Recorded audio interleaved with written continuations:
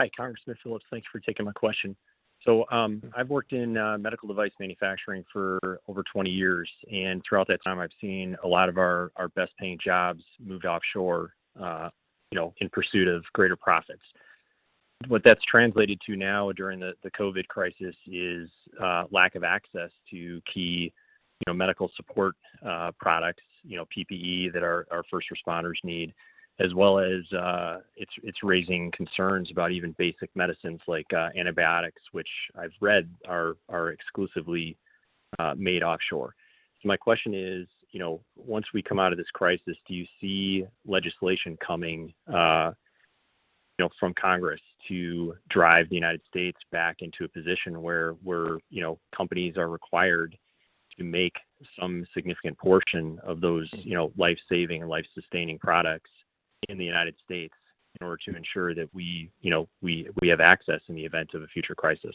Mm-hmm. Anthony, great question, and I'm glad you asked it because my Republican colleague, Brian Fitzpatrick, and I just worked on a bill, and that is now introduced, that's called the Made in America Emergency Preparedness Act, designed to do exactly what you just talked about. We have, for far too long, been outsourcing our most important industries and needs overseas.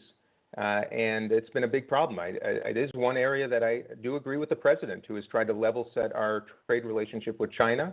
Unfortunately, I wish it didn't take this crisis to bring the attention to this issue that we needed, but the answer is yes. We have got to provide incentives and rewards for businesses that choose to manufacture their products in America.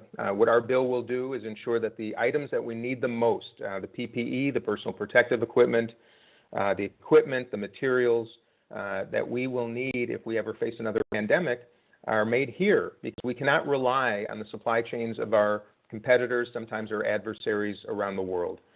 So yes, we are going to be very diligent and active and intentional to find ways to inspire a return of that manufacturing base to our country, which of course will create jobs at a time where we're probably going to need it very desperately. So we are working on that. I'm hopeful and I'm optimistic, and that's exactly the kind of thinking that I really appreciate.